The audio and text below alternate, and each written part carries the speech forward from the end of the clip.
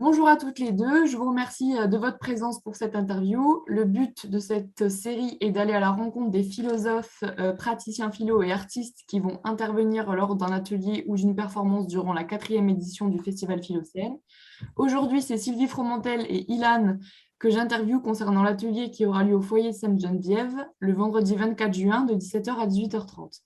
Sylvie, vous êtes une bibliothécaire engagée dans différentes associations. Vous animez des ateliers d'éducation aux médias et à l'information.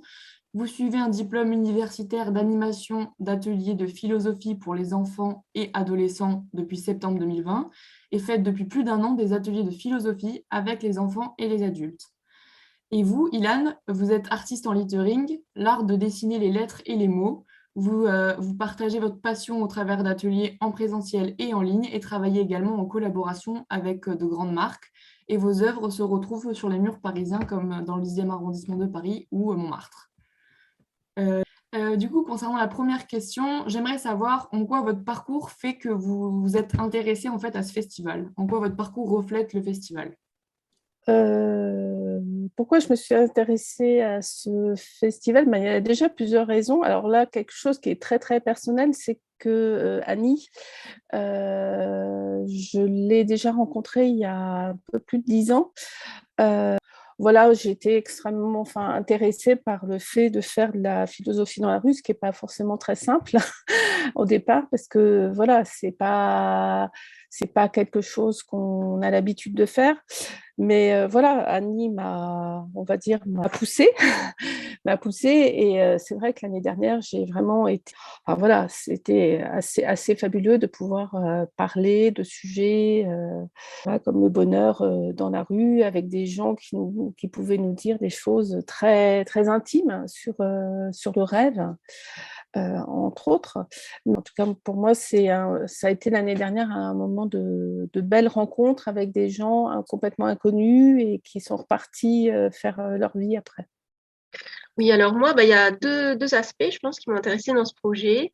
Donc, premièrement, comme tu l'as dit dans la présentation, moi, j'aime dessiner les mots et je pense que c'est pas anodin que je dessine des mots. Je crois beaucoup dans le pouvoir des mots qu'on écrit, qu'on dessine, qu'on voit, qu'on exprime.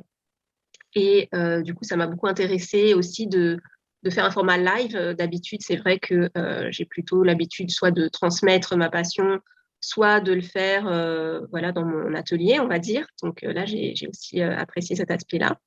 Et le deuxième point, c'est que je suis très engagée dans le 14e. Donc, j'ai créé un groupe d'entrepreneurs, par exemple. J'ai fait différentes vitrines dans le quartier. Enfin, donc, ça me tient à cœur aussi de faire des projets en local et qui, pour moi, sont porteurs de sens.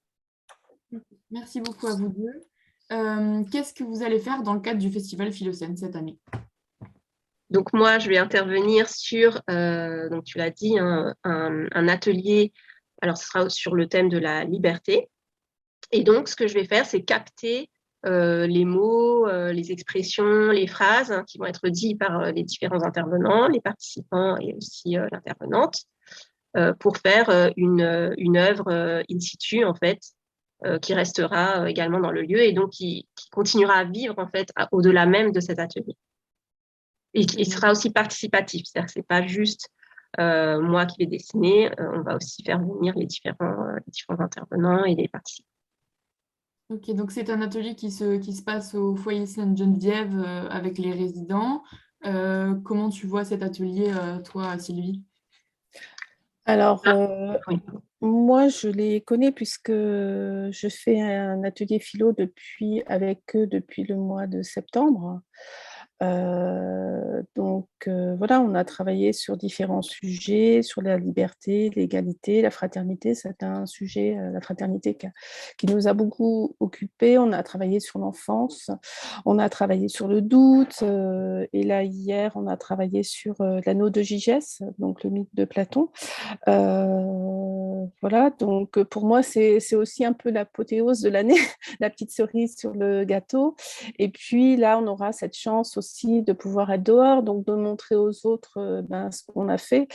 Et moi, moi, je trouve que c'est pas forcément le cas de tous, mais en tout cas, chez certains, je sens que il y a un vrai progrès dans leur façon de penser, de réfléchir aussi, enfin, de penser eux-mêmes, mais aussi dans leur façon d'être aussi avec les autres. Là, on arrive pour certains à une situation de gens qui vraiment en fait, sont vraiment dans une communauté de recherche pour essayer de trouver des réponses, même si, voilà, même s'ils ne sont pas forcément d'accord. Voilà, de pouvoir penser ensemble. Moi, je trouve que ça, et je trouve que voilà, ça va être un petit moment de fête pour cette année. Et puis, le fait aussi d'être avec une artiste, je pense que ça, c'est important parce que c'est pour eux, enfin, pour moi, c'est comme une forme de cadeau qu'on leur fait aussi, enfin, un cadeau où ils vont pouvoir participer. Je pense que ça, voilà, ça me paraît essentiel. Super. Qu'est-ce que vous attendez du coup de cet atelier? Vous l'avez un petit peu évoqué. Alors, moi, c'est surtout l'occasion de partager. Comme on l'a dit au début, le lettering, pour moi, c'est vraiment une passion et j'ai vraiment à cœur de le transmettre et aussi de montrer à quel point c'est accessible. Je pense que c'est important aussi cet aspect-là, de un peu démocratiser cet art, de pas penser qu'il faut être forcément, qu'il faut forcément avoir une belle écriture ou savoir dessiner. Moi, ce que je veux transmettre, ce sont des outils justement pour apprendre à dessiner les lettres. Et puis, je trouve que le fait que l'œuvre puisse rester sur place, ça va aussi continuer cette communication, ça va aussi décorer le lieu. Comme l'a dit Sylvie aussi tout à l'heure, c'est en plein air. Donc, je pense que moi, mon attente, c'est surtout un moment convivial, de partage, d'échange. Et, voilà. En fait, moi, la question du partage, elle me paraît essentielle. Enfin, moi, je pense que dans les ateliers philo, ça fait partie enfin, voilà, c'est le b.a.-ba, de pouvoir, en fait, justement, partager des choses, de pouvoir, voilà. Puis je trouve que quelque part, ça concrétise aussi tout le travail qu'ils ont fait depuis le mois de septembre. Enfin, moi, je trouve que ça, c'est important que les autres aussi puissent voir ce qu'ils font, que voilà, qu'eux aussi sont en capacité aussi de penser, parce on leur demande pas forcément beaucoup de penser, de réfléchir, vu leur situation, qu'on pense voilà, à soigner leur corps, etc. Et que ce qu'ils ont dans la tête, on n'en tient, enfin, voilà, on n'en tient pas forcément compte. Et je le vois dans certains, voilà, ils ont un vrai besoin de réfléchir sur des questions importantes. Je crois que ça, et pour moi, donc, ce sera aussi la consécration de ça, de tout ce travail-là qu'ils ont pu faire. Enfin, et je trouve que c'est une sacrée valorisation aussi, voilà, de permettre en fait aux autres de pouvoir voir ce qu'ils font. Parce que voilà, pour moi, penser, c'est aussi faire quelque chose.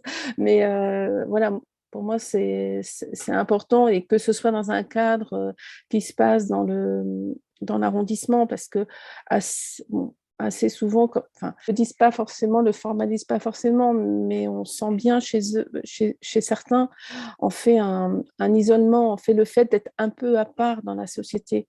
Et je trouve que là, ça leur permet de faire partie de la société, de faire partie d'un festival où il va y avoir plein de choses, et je trouve que c'est important pour eux surtout, et peut-être aussi pour moi. Question.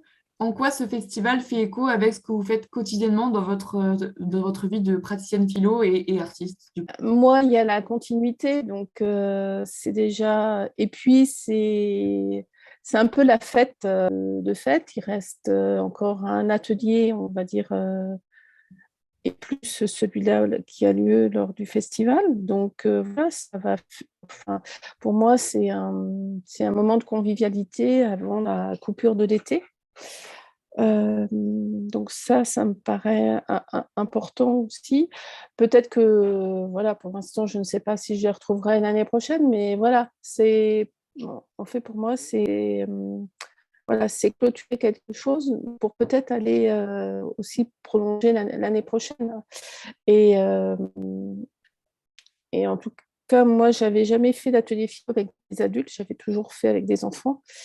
Et, et en fait, je trouve que enfin, la question des ateliers philo pour les adultes, elle est importante parce qu'on, voilà, en tout cas, eux, ils ont un vrai besoin de pouvoir parler de choses qui les concernent dans leur vie quotidienne. Je pense que pour moi, ça a été quelque chose, en tout cas, alors là, je fais peut-être un bilan de l'année, mais voilà, moi, je trouve de donner les moyens de pouvoir penser, réfléchir en les titillant. Enfin, pour moi, c'est extrêmement important. Et en fait, ce sont des gens qui sont pour beaucoup en situation de handicap et qu'on pourrait considérer un peu comme des enfants. Et donc là, on leur donne la capacité de pouvoir penser par eux-mêmes. Enfin, moi, c'est vraiment cette continuité-là que j'aimerais bien mettre en avant. Et toi, Ilan? Oui, bah moi de mon côté, bah comme je l'ai dit, hein, mon quotidien c'est de dessiner les mots, donc ça va vraiment dans la continuité. Après, ce que j'aime dans mon métier, c'est la variété des publics avec qui je travaille, hein, parce que je travaille à la fois auprès des particuliers, auprès d'entreprises, auprès de, par exemple, la mairie du 14e, etc. Et j'ai vraiment à cœur de transmettre à tout profil, c'est-à-dire que je veux pas ne transmettre que à des gens qui vont venir vers moi parce qu'ils cherchent une activité artistique. Et je pense que le lettering, pour moi, c'est pas que ça, c'est pas juste une pratique de loisir ou une pratique artistique. Comme j'ai dit tout à l'heure, les mots sont hyper importants pour moi et je pense que c'est tellement accessible à tout le monde que, bah, un peu comme Sylvie, j'ai vraiment une population qui va des enfants aux adultes. C'est très intergénérationnel aussi. Et du coup, là, ça contribue à porter ce message pour moi. J'ai une dernière question pour clôturer cette interview. Que vous évoque le thème du festival de cette année, Désir de liberté? Ben moi, je veux bien commencer. J'ai pas mal ça me parle pas mal parce que ce que j'ai pas dit aussi par rapport à mon parcours, je suis artiste en lettering que depuis très peu de temps. En fait, ça fait 3 ans que j'ai lancé ma boîte et avant j'étais salariée. Et en fait, quand on se lance en entrepreneur, il y a vraiment cette soif justement de liberté et ça change vraiment la vie au quotidien. En fait, on se pose beaucoup de questions sur comment on va s'organiser. On est son propre patron, on doit réfléchir à tout un tas de choses, pas seulement la partie artistique, mais vraiment tout le panel de la vie d'entrepreneur, que ce soit la compta, la communication, le marketing, etc. Et c'est un sujet que j'évoque beaucoup avec mes pairs entrepreneurs qui souvent se sont lancés un peu, en tout cas ceux qui se sont lancés sur le tard en particulier, ont cette soif de liberté. C'est un mot qui revient vraiment très souvent dans les parcours des uns et des autres dans l'entrepreneuriat. Et pour autant, c'est un sujet qui est beaucoup plus vaste que ça, évidemment. C'est-à-dire que là, je parle de liberté d'un entrepreneur, mais en philosophie, voilà, ça peut recouvrir plein de vérités et de quotidien. Et donc, je pense que je vais aussi beaucoup apprendre en écoutant ce qui va se dire et pas juste en dessinant. Donc, Moi, le désir de liberté, ben, évidemment, ça va être presque une abalissade. C'est vrai que je pense qu'on n'a jamais été autant conscient de nos libertés avec la Covid et en particulier le premier confinement où là, ça a été assez terrible. Alors, ça a été terrible voilà, pour tout le monde, mais je pense qu'il y a des populations pour qui celle-là a été encore plus. Et les gens qui sont femmes, pour eux, ça a été on va dire une forme de double peine, dans le sens où ils étaient dans une institution médicalisée où on fait voir leurs proches, ça a été pratiquement impossible pendant pas mal de temps.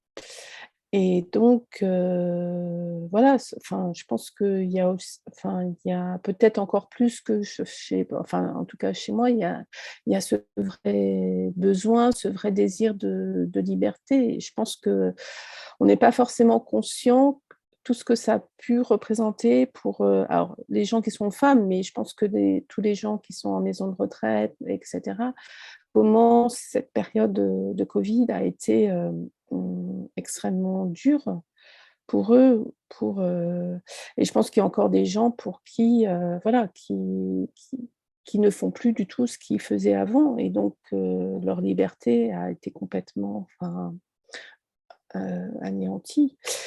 Donc voilà, il y a ça, et puis je pense que la liberté, c'est aussi quelque chose pour lequel il faut se battre tout le temps, parce qu'on est, enfin voilà, c'est quelque chose qu'il faut toujours, toujours, toujours travailler pour, parce que, ben, en dehors de la Covid, il y a d'autres,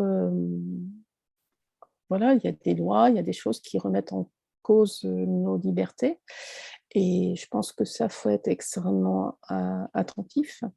Donc, je pense que c'est un thème inépuisable, la liberté, parce qu'il y a tellement en fait de choses derrière que, voilà, ce désir de liberté, c'est extrêmement, voilà, c'est extrêmement fort chez tout le monde. Mais je pense que chez les gens qui sont, d'une certaine façon enfermés, c'est peut-être encore pire, parce qu'eux, ils ont pas, voilà, leur liberté est encore plus contrainte que la nôtre. Ok, merci beaucoup. Merci à vous deux pour votre temps.